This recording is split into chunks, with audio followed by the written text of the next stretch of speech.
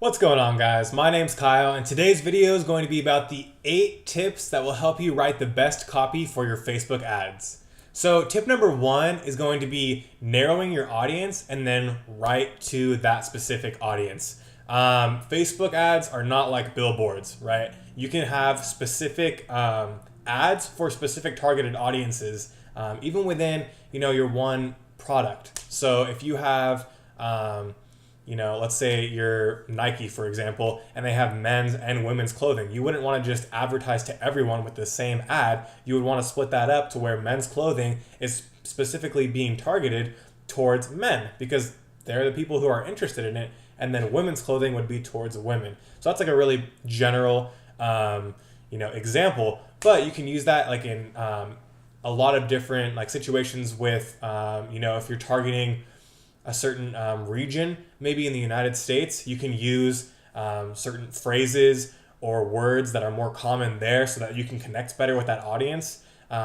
So for example, if you're targeting let's say a southern region in the United States where they say y'all, then that would make more sense to use y'all in the copy if that happened to be needed in your writing. And then maybe if you're targeting like California or the West Coast, you would say you guys. So just little things like that can make a big difference in connecting to your audience, as well as just having a advertisement that is specific to a certain gender or whatever else you might be able to specify with your targeting. The next tip is ensuring that your Facebook ad copy goes with the visual or the picture. So what I mean by that is that what you're writing in the text above the picture for the Facebook ad, they need to go together. So it shouldn't just be like a copy.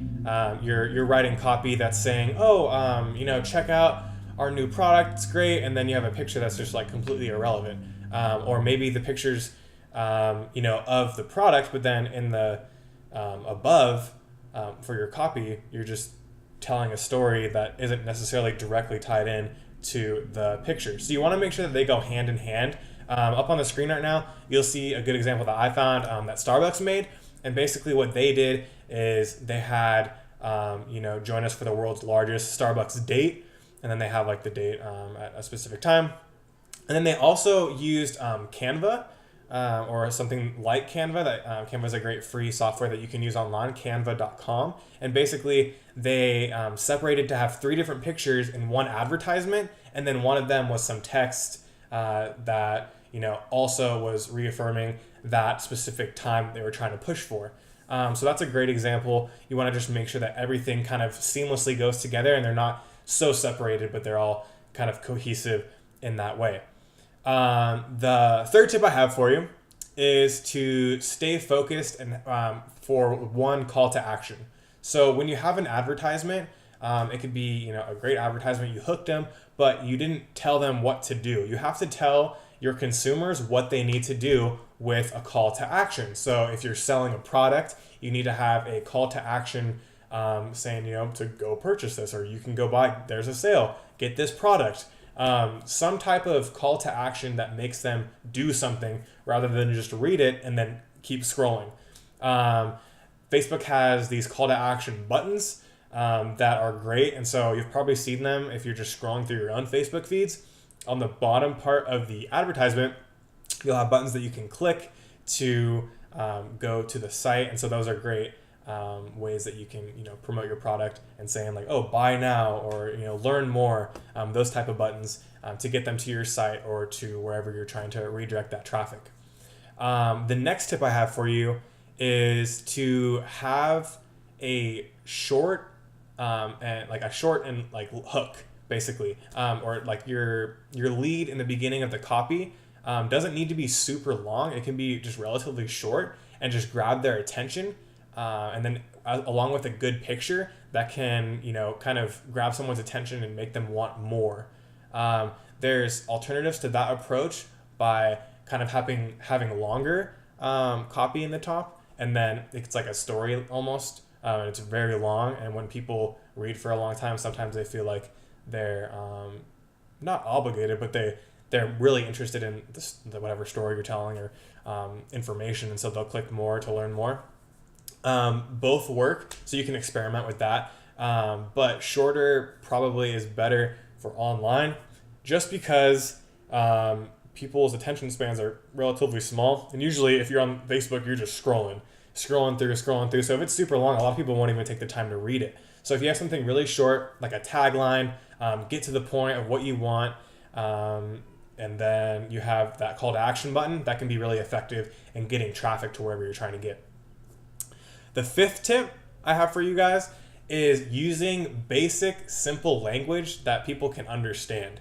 So you should write your Facebook ad copy so that generally you want someone with a fifth grade and above knowledge of vocabulary to be able to understand that copy. Now, it may be different if you're targeting certain businesses that are let's say you're targeting doctors. Well, they're well educated, they have knowledge of bigger words, and they can understand sentences that are more complex. But usually when you're using Facebook copy and it's not to like a specific targeted audience that's like a really high education level, just use basic things so it's easy to understand, so that it doesn't go over people's heads and they can just fully take in what message you're trying to give to them.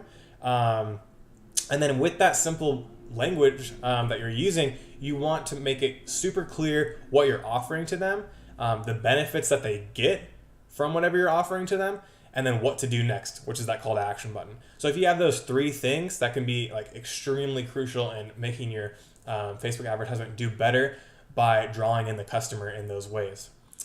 The next tip that I have for you is being upfront about the numbers. So a lot of times with products, people want to know how much it's going to cost. And a lot of times people won't even waste their time. I'm like this. I'm scrolling through and I see something. I just kind of assume it's expensive, or I just don't know, and I don't want to waste my time going to another site to see how much something costs. But if it says right there how much something costs, either two things will happen. One, people will see that it's too much for them and they're not interested. And that way you don't have to spend money on them because they're not clicking through and then seeing a price and they're like, oh no, I'm not down. Or the second thing that'll happen, which is good, is that they'll see the price. They say, okay, that's reasonable. I'm going to click and look at this, and then probably go buy it because they already know the price. And so if they're already clicking over, that like the chances of them continuing on with that buy or purchase is a lot higher than if you just didn't mention the price and then got the traffic and then they see the price and they're like, oh, I'm not down. So that is huge as far as lowering your cost for advertising, because people aren't going to be clicking through and then just backing off right away because they're not interested. You already are showing them how much it costs, and if they're going to click through, that means that they have a high interest in the product because they want something for that price range, or that their willingness to pay is what you're offering because they clicked it.